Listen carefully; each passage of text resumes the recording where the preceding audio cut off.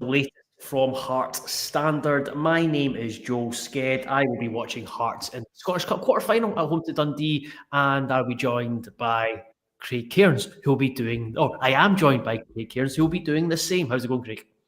I'm very good, thanks. As we've just been discussing, kind of in a slight sort of zombie state, given the late finish last night and the drive home and the closed motorways and all that kind of stuff. But at least I'm a little bit buzzing about the result still, rather than long parts it looked like Hearts just weren't gonna get through. So yeah, at least it was a bit more of a nice drive with a win to report rather than a Scottish Cup exit.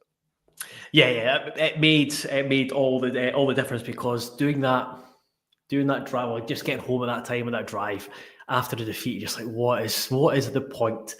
But the point is that Hearts did come away with a 4-2 penalty shootout win, having drawn 1-1 in 90 minutes, thanks to a Callum Neunhoff late goal. I will get stuck into everything just very shortly, but I will apologise because I think I'm going to sound quite echoey. I've moved back into my office, but the issue is there's nothing in the office except this desk, a light, and a basketball hoop. So I'm on a dying plant that my missus is trying to resuscitate. Looking like it's not going to happen, but we'll see. But we'll get straight into it. Craig, what did you make of this? So we'll just do it in chronological order. What I tried to anyway. What did you make of the starting 11?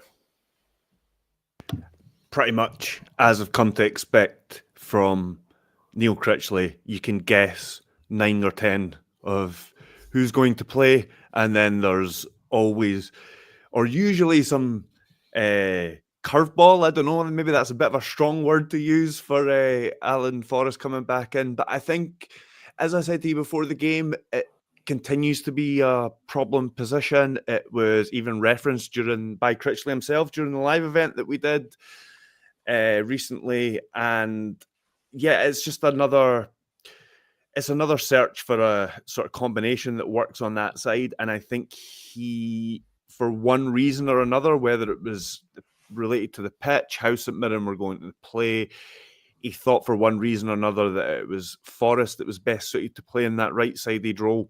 Everything else, I think it's just pretty much what people expected. The only other thing would maybe be Steinvender in for Nielsen, like we discussed. But other than that, I think it was pretty much as expected.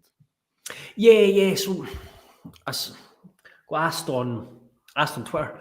Can't remember if it was Blade Hearts maybe asked about, are you going to question Critchley about getting it wrong from the start? And then I was kind of like, yeah, the Hearts. I was going to say Hearts started really poorly. Hearts were poor for the vast majority of the game, but again, other than Forrest, you're looking at the starting 11 thinking, I don't think you could complain about that starting 11 just because that was 10 of the 11 that won 6-0 at Dundee. So it's easy with hindsight to kind of just pick holes in the starting 11. Yeah, we'll get onto the right hand side shortly, but kind of moving on from that starting 11 to the performance as a whole, or certainly the performance in the first half, or up until the first goal, the equaliser. What did you think went wrong and why?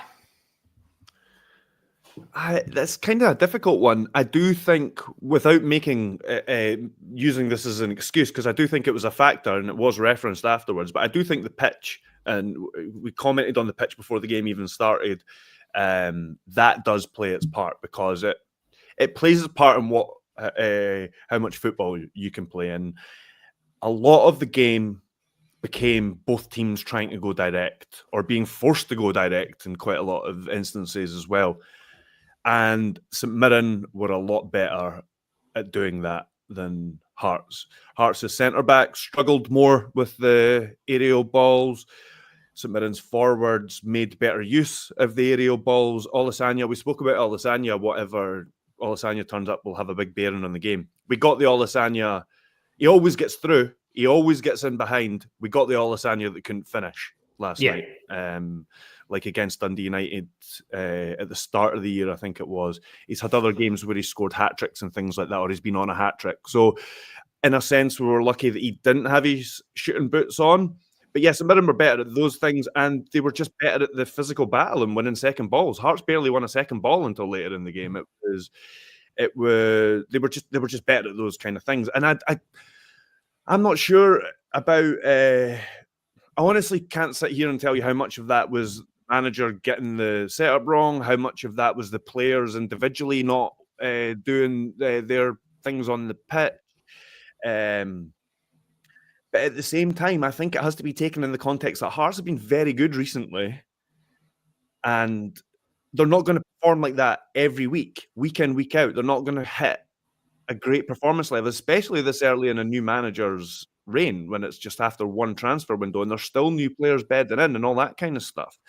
So what for me is encouraging is that Hearts didn't play well, but they still went on to get through in that game. And if that had been a League Cup game earlier in the season, that's not happening. Yeah.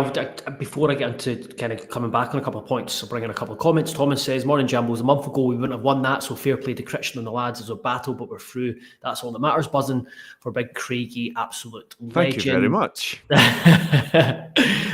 Gordy Boys podcast, Crichton wants to control games, but that was never going to happen last night. It was a battle. Balls over the top because there's problems all night. We never got to grips with that midfield at all. I think we did later in the game. I think I don't know, I'm kind of skipping ahead a wee bit, but just to kind of give you an abridged version, the change to 4-3-3 or a 4-4-2 diamond, there's a here between the two formations, and there was a few teething problems to begin with, but I think Hearts sort of settled a bit, and then Hearts did, and part of it's St Mirren retreating and trying to hold on to the narrow lead. We'll get to that. We'll get to that Right, because sorry. I'll bring in a couple of other comments. Guys, a huge bugbear of mine. Why do we find it impossible to keep possession from a throw-in? That will be something that'll be tackled in an article at some point. The Gorga Boys podcast said we were losing all the battles, especially first half, and that right side was again a big issue, I thought, until Taylor and Cartoon came on. And yeah, we'll get onto that bit very shortly. But yeah, that was a big takeaway from me. Certainly the first half was when the halftime whistle tweeted that probably the biggest positive from Hearts was the fact that they weren't further behind at halftime. Struggled to keep the ball. I thought the front two just didn't click at all. It just looked disjointed. Shankland, like individually and collectively, it just wasn't great. Like you look at Shankland, I thought he was excellent against Dundee, but he was really poor last night. He counted, I think it was 3 times. He passed the ball out the pitch or knocked the ball out of the pitch, and it wasn't until, as we'll get on to talk about, the change in formation, he came into. He came more prominent, and then like you said, defensively, I just thought the team struggled as a collective. Where St Mirren were doing what St Mirren did, it was almost like we were kind of shocked by what St Mirren were doing. It surprised us, and then St Mirren were just much more effective at it. We struggled to keep keep the ball. Only one person wanted to put his foot on it and take the ball under pressure, and that was Benny, who was excellent throughout. We'll come and touch on him specifically later on. Whereas it just felt like, don't want to pick on him, but like Nielsen would go to Forrester, and then Forrester would go long, the ball would be lost, it would come back. We would go long. We would, like you said, we wouldn't pick up the second ball. St Mirren would get it. They would go long. They would pick up the second ball, and they would play in the final third. Just never really got to grips with that at all until later in the game where we changed it. So I'll bring you in just now, Craig. Who was it? One of the comments here was, Ian McCallum says Forrest did not have a great game, but Carton looked excellent when he came on. So kind of two-bit question for you. What were you surprised that there were no changes at halftime? I was, and after that, talk us through the changes and why it kind of struggled to begin with, and then it worked. I don't. It's easy to sit and say yes when it didn't work immediately after halftime as well. To say there maybe should have been a change at halftime, but I think even without making a substitution, halftime gives you the opportunity to change things. And you can see games dramatically. And just like having that pause, it's like a reset. So it can disrupt the momentum of a team, or it can mean that, what happens towards the end that sometimes has little bearing on what happens in the second half. So I wasn't totally surprised when I didn't see substitutions, but I was disappointed that it still took Hearts longer to kind of get more of a foothold in the game. And yes, it kind of did take those changes. And I think largely what it did, two things were it gave Hearts a bit more control in the middle of the pitch. And secondly, it gave them another threat and attack, another player making runs in behind, because before that it was Cabangu, and Cabangu, let's face it, Cabangu had his poorest match so far. Set the bar fairly high though, so it's not like to have a go at him, and he was still within that performance busy, and he still was a nuisance, and he still had one of Hearts' best chances of the game, which pulled out a very good save from Zach Emmett. And in fact, maybe Hearts' only real chance in the first half. So as poor as he was, he still contributed. But yeah, he's kind of out of sorts a bit. He was offside. The first two things he did, he was offside. He had that good chance right at the end, which Wilson does brilliantly for. He takes a very, very poor touch. Again, the pitch probably plays a factor in that. So yes, it gave what Critchley said after the game is true. That it gave another runner in behind, and it gave St Mirren more to deal with, and also it gave Hearts, because the three central midfielders then gave Hearts more of a control in the centre of the pitch. How impressed were you with Sander Khartoum? He came on, and just to, like, for example, Ian asks what possessed Critchley to pick Forrest out of thin air, and it's obviously he said before the game, energy. He wanted his energy. So I mean, exactly what he saw in the game plan, I'm not entirely sure, but yeah, I know it's a difficult one. I thought basically, just before we move on to Khartoum, I just thought it was, he must still have been of the view that it was too early to start Khartoum and Steinwender.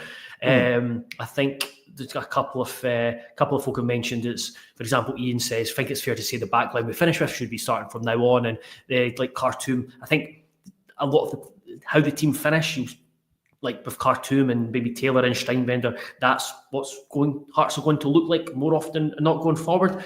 But Khartoum did come off the bench, and he was part of that change of shape when it looked like a 4-3-3, 4-4-2 diamond. And I've got to admit, I was really, really impressed with what I saw for first appearances. Obviously, it wasn't new to him just because he's had very little Scottish football experience, but what experience he has, he's had it against St Mirren, and he's played played in Paisley, and I don't know if that was part of it, but he came on, and again he was someone who looked to get on the ball. He was very composed, and he had a bit of dig about him as well.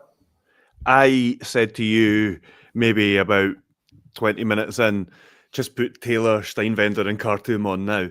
And while it was tongue-in-cheek, I do think that going forward, that's going to be the team that Critchley eventually goes towards. How quickly he gets all those in, I don't know. Might be forced to Steinwender a lot quicker now, depending on Nielsen's fitness. Regardless anyway, given his performance, we should probably touch on him as well.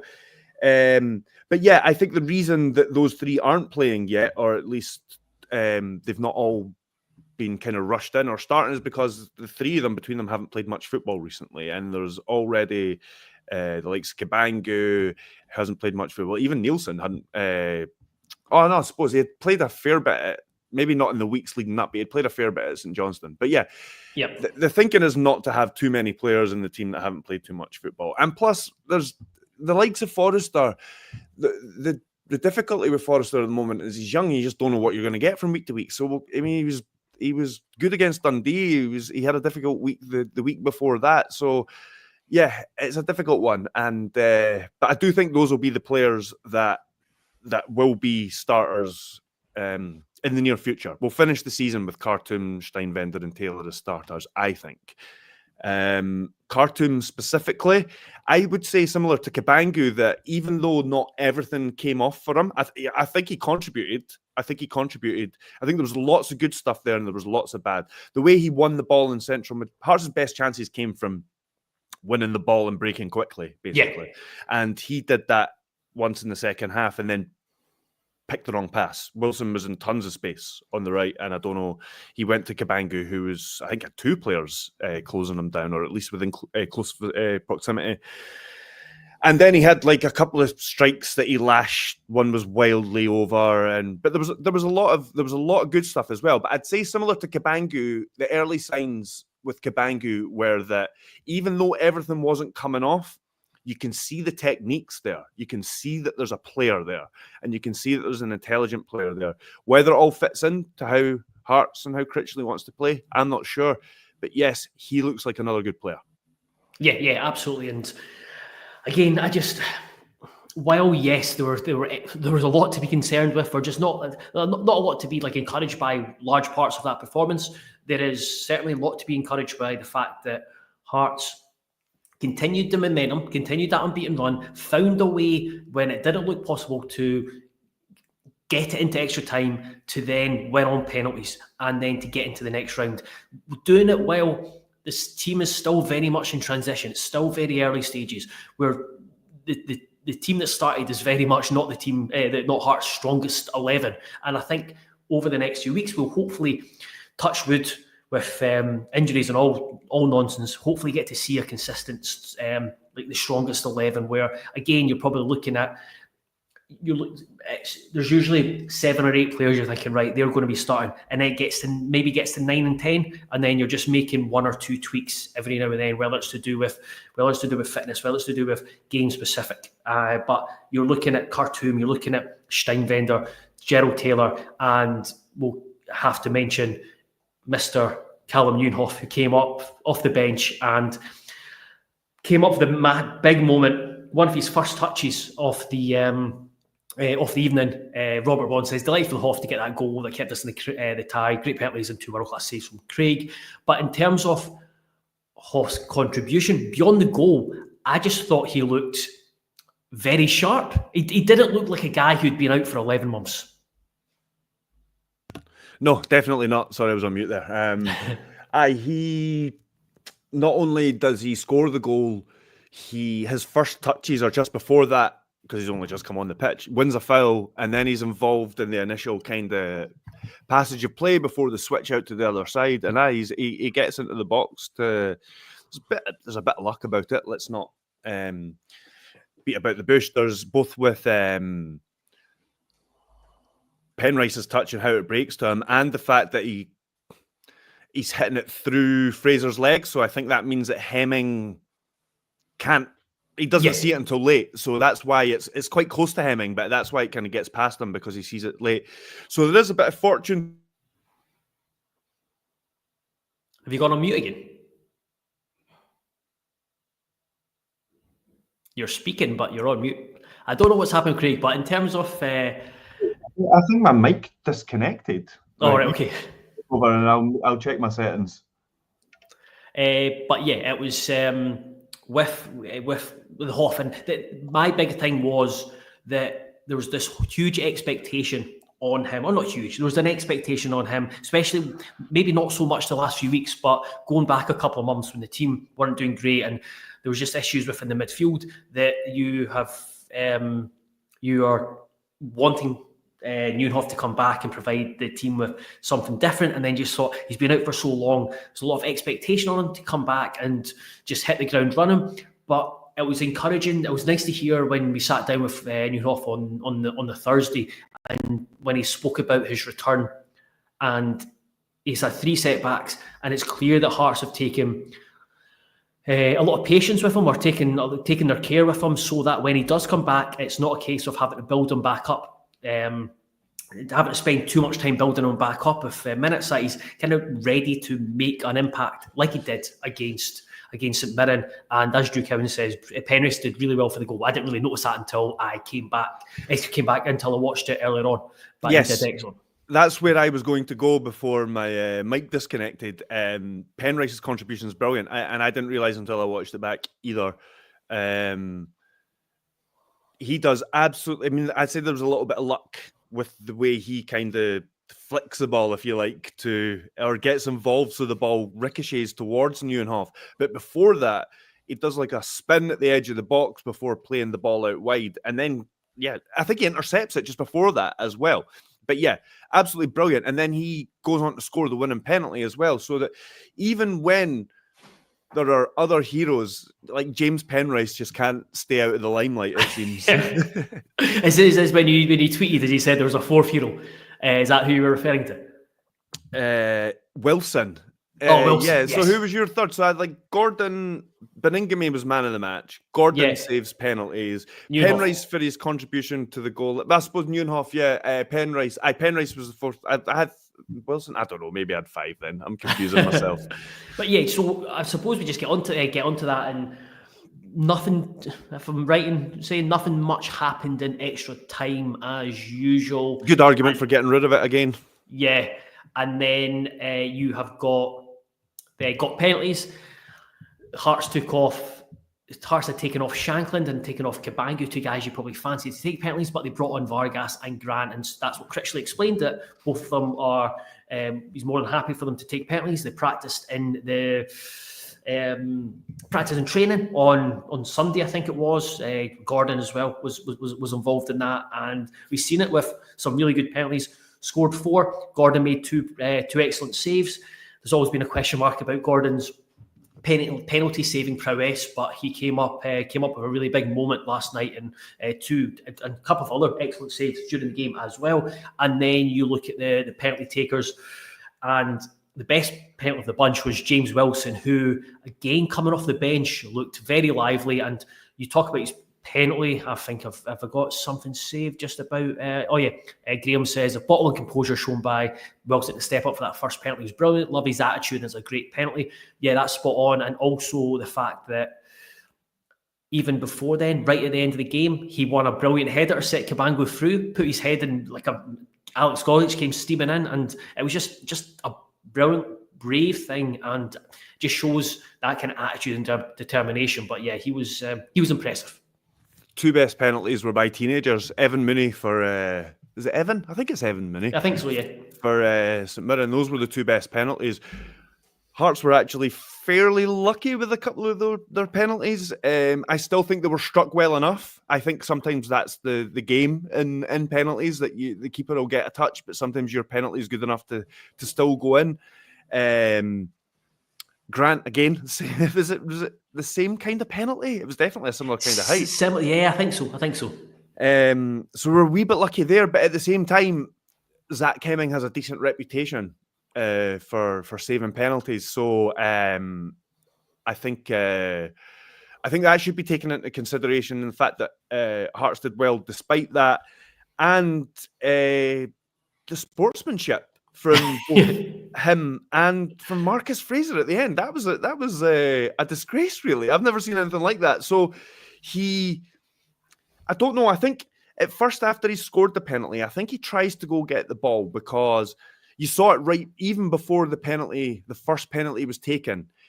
Zach Hemming runs to get the ball, and Craig Gordon realizes that he's got a step on him and tries to go get it before him, and then he's trying to say to the ref it's Hearts, it's our penalty or something like that, or he's already at it or something. He says that he pleads to the referee in some sort of way, and eventually the referee just gets the ball. But you see after each penalty now, there's a fight to get the ball. There's a scramble to get the ball, because there's obviously something about the goalkeeper handing the ball to the attacking player so that the other goalkeeper can't mess about with it or whatever.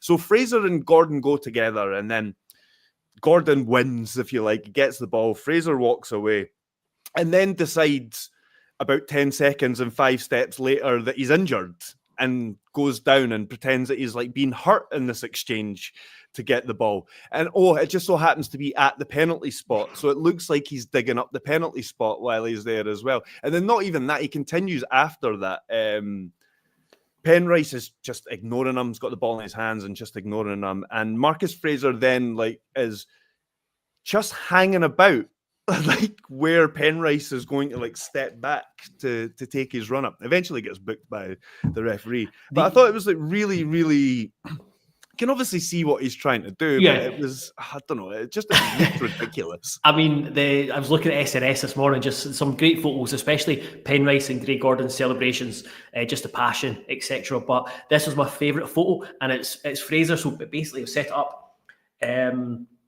Fraser was, because he was still walking back, Penrice had scored before he'd even got back to this centre circle. So I'll pop the picture up here just now, and then you can see that. So Jamie McCart and Steinwender are having McCart shouting at him. Steinwender seems to be laughing at him.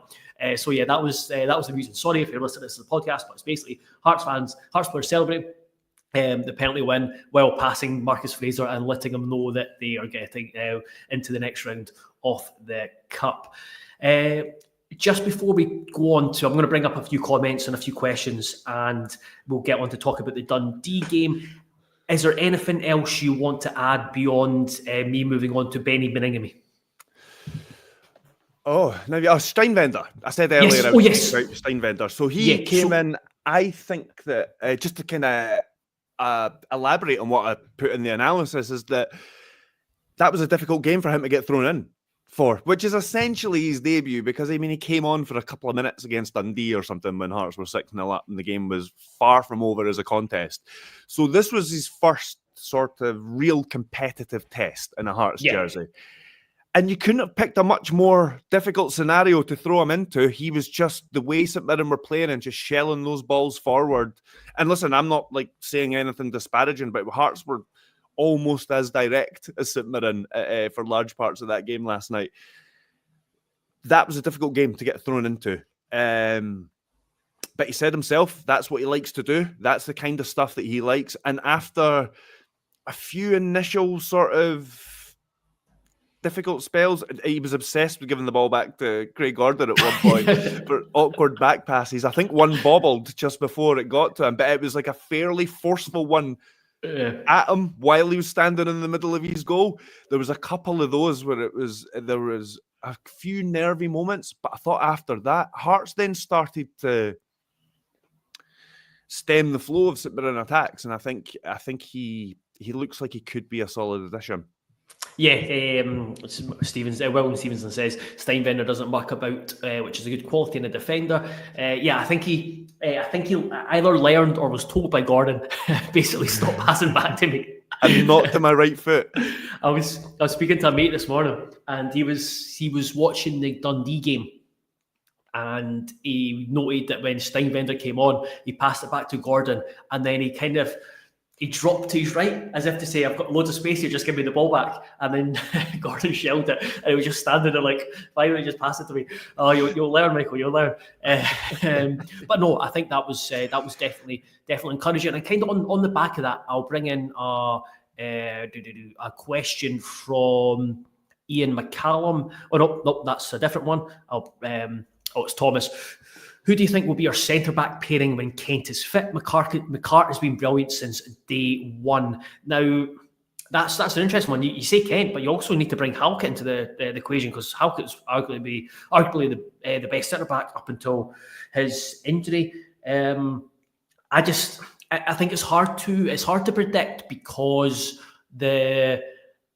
I'm not 100% sure when Kent will be back. He obviously had a bad injury, and it was likely not, if he was going to be back, it wouldn't be until the end of the season. And I think you also have to take into account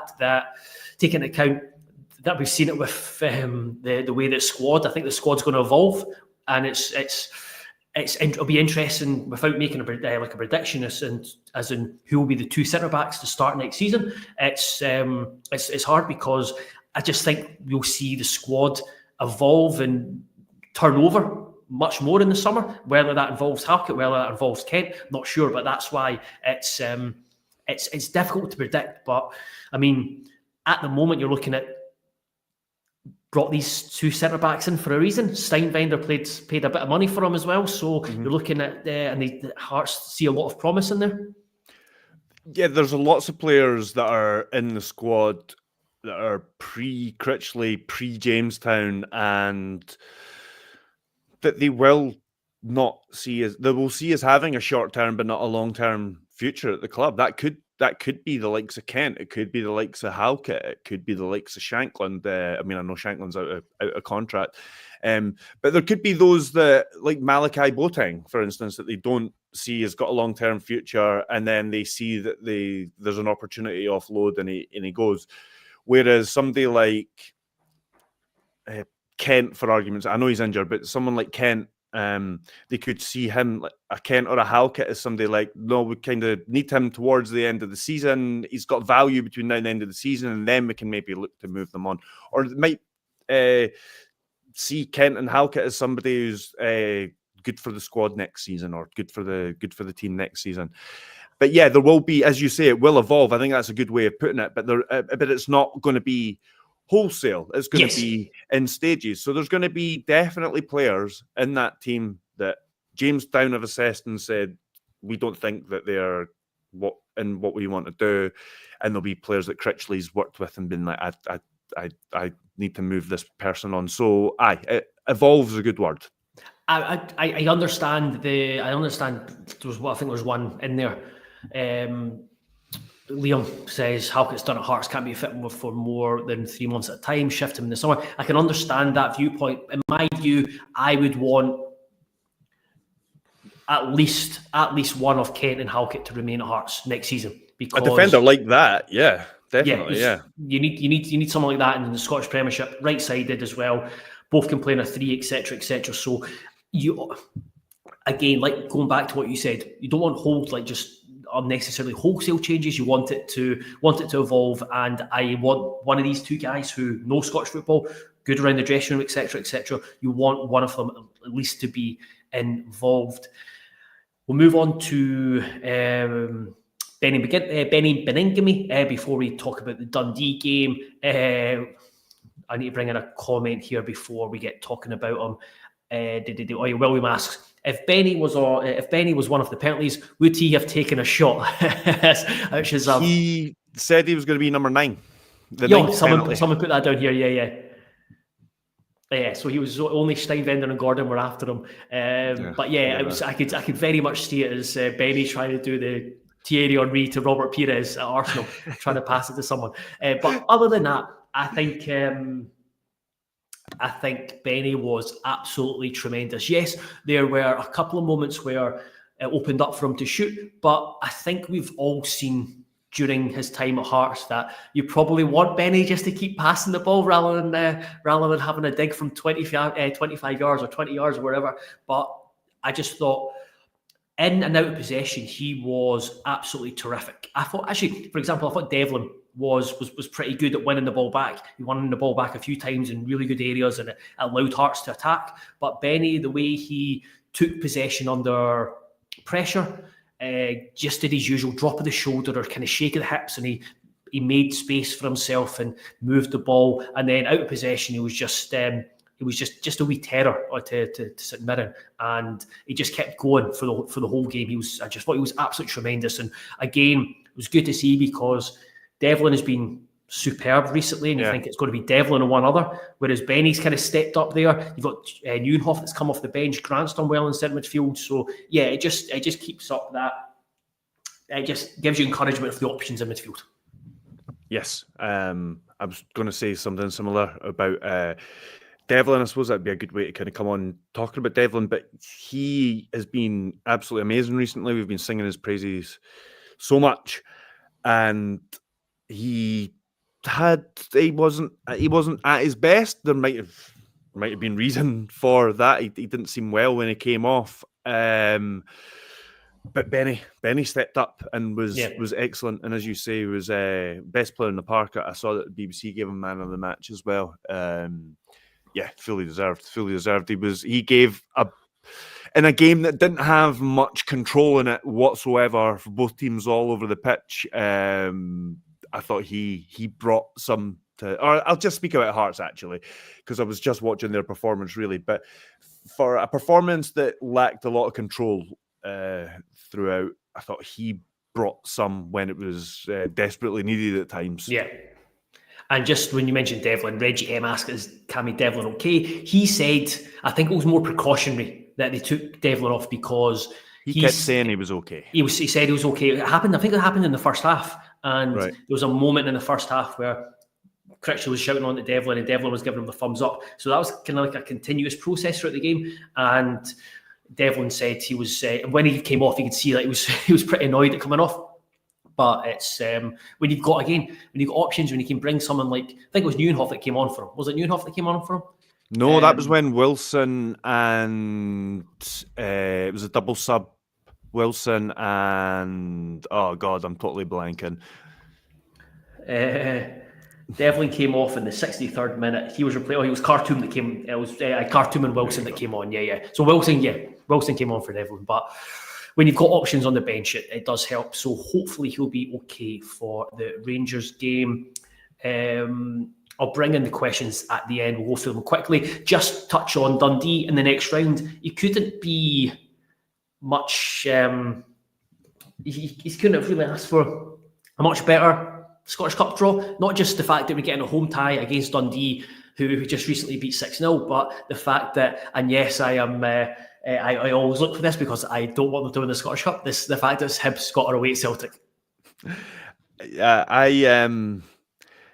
I think it's weird, but for some reason I'm a bit happier with Dundee than, say, Livingston or Queen's Park. I just don't know whether they would, and not even just because Queen's Park have beaten Rangers, but just because I don't know. You just wonder whether there'd be more up for it. Dundee have got a terrible record at Tynecastle. Dundee have got a terrible record outside of Dundee, I think. But I don't know. I feel like I was just really, really happy when that draw came out because, like I say, a really good record against Dundee at home. They don't have a great Scottish Cup record either. I think it's a pretty decent draw for it. We just wanted to avoid Celtic. I mean, I know that I saw some Hibs fans saying, "Oh, that's Parkhead in away in both competitions this season." But it wasn't that long ago. I remember Hearts drawn either Celtic or Hibs in the Scottish Cup almost every season. It felt like we were getting Celtic or Hibs at some point. So it can happen. It can happen. I think that, and it's a great opportunity to get to at least a semi-final, and then you're at the heads of the draw again. Yeah. But again, as we've spoken about before, one of the apprehensions going into this game last night was that Rangers were out, and it put a bit more pressure on a team like Hearts to stake their claim, and they've got through it. Yeah, absolutely. I'm delighted with the draw, and that will be the weekend of Saturday the 8th. I don't think Hearts will be on the 8th because if I'm right, I've not double-checked, but I think Scotland are playing Wales in the Six Nations at Murrayfield, unfortunately, so I would imagine that it will be another day, but I need to double-check that, so don't quote me on that. We'll just finish up by bringing in a few comments or questions. So there's a few questions around Zander Clark and Craig Gordon. So Reggie M asks, does Zander Clark deserve some game time? Thought we missed Grant at times last night, but Carton looked good when he came on. Spicer Zink said, how hard does this performance make it for Zander Clark to get a start? And Ian McCallum says, is it time to give Zander Clark a run? Craig is a legend, an amazing shot stopper, but he's put at corners from the ball at his feet, and given his leg break, he's way too hesitant off his line. So yeah, quite a few, despite Craig Gordon's penalty heroics, quite a few questions around Zander Clark. I just don't know how you can drop him at the moment, and I know Clark signed a new deal. I thought he might have got the Scottish Cup games, but then when Gordon's playing against Brecon, it just feels like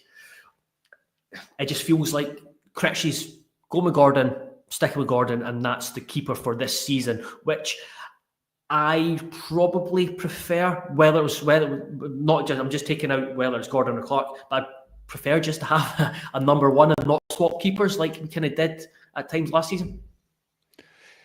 Yeah, again, it's one of those ones where I'd be perfectly happy if a decision was made that Zander Clark was the goalkeeper till the end of the season. I've said over and over again, I think we've got two good goalkeepers there. They've both got different things that they're slightly better and weaker at, but I think overall, I don't think there's much between them, and I'd be confident, or as confident in either between now and the end of the season. But there must be some sort of agreement or understanding in place that Xander Clark's going to be the first choice next season. I just don't understand.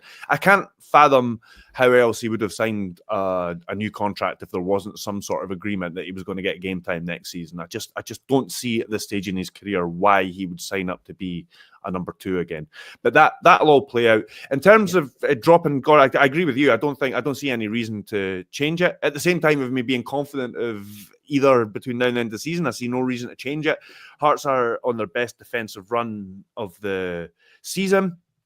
I think Craig Gordon was both a hero last night, and he made good saves during the game as well, a couple of good saves during the game, but he probably could have done better for the goal that Hearts. I was just going to say as well. Yeah, I was just going to say that.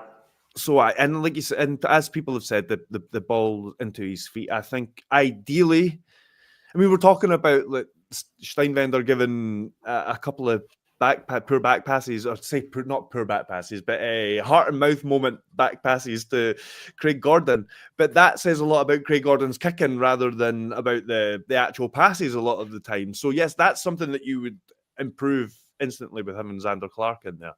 So that was a big ramble of an answer, but no, stick with what we have at the moment. I don't see any reason to change it, but I do think there must be some sort of announcement or some sort of understanding or agreement between now and the end of the season for Xander Clark to take the gloves for next season. Just finish up on these two questions. I can just quickly shoot through these. Any Drew Cowan news? Any news on Bloom's investment? I would imagine there'll be an announcement. I think Hearts are planning early, or as the second half of the season progressed, so like early this year. So I wouldn't be surprised if it was over the coming weeks or next couple of months. But I do think things are heading in a positive direction, and whether it's a case of crossing the I's and dotting the T's and just getting everything in order. And Cameron Connor asks, do we see Hearts offering another deal to Shanks? Is there a chance he would sign if nobody else is in for him at the end of the season? And I think you probably go on the second part of that. I would imagine at the moment that Shankland will test free agency and he'll run down his contract and then see what's out there for him. And that's probably all that's probably happening at the moment. But I would very much doubt him signing a new contract for Hearts between now and the end of the season, but I wouldn't rule out him potentially signing other contract at Hearts if come the summer there is not the options he wants and Hearts are still willing to do a deal for him. So yeah, it's very much up in the air, but at the moment I'm of the view that Shankland will be elsewhere next season. Yeah, I'm leaning towards that as well. Yeah, I'm definitely leaning towards that. Maybe like something like Aberdeen. No, I'm not allowing that. So yes, there we go. Heart and Midlothian are in the Scottish Cup quarter final where they play Dundee. Between now and then, we will be facing Rangers on Sunday, St Johnstone the following Sunday, home at St Mirren, and away to Hibs. So plenty to play for in the league as we try and we're into the top 6 and potentially into a European spot. We'll be back later on in the week, probably Friday, to look ahead to the game on Sunday. I mentioned the St Mirren game at Tynecastle. It's a midweek game later on this month. Be sure, if you haven't subscribed to heartstandard.co.uk, to check out our current offer of £1 for 6 months, £12 for 12 months, and you'll be entered into a draw for 2 tickets for hospitality in the European Lounge against St Mirren. That goes for all existing subscribers as well. You are already automatically entered. Other than that, I think that's all my housekeeping done. Thank you very much, everyone, for listening. Thank you very much, Craig. Thank you very much for everyone for engaging, etc., etc. Last thing I'll ask of you, if you've not subscribed to us on YouTube, it's free. Please do so. Apparently, if you get more subscribers, it helps with things. I don't know what things it helps with, but it apparently helps with things. So please do that. But yes, other than that, thank you and goodbye.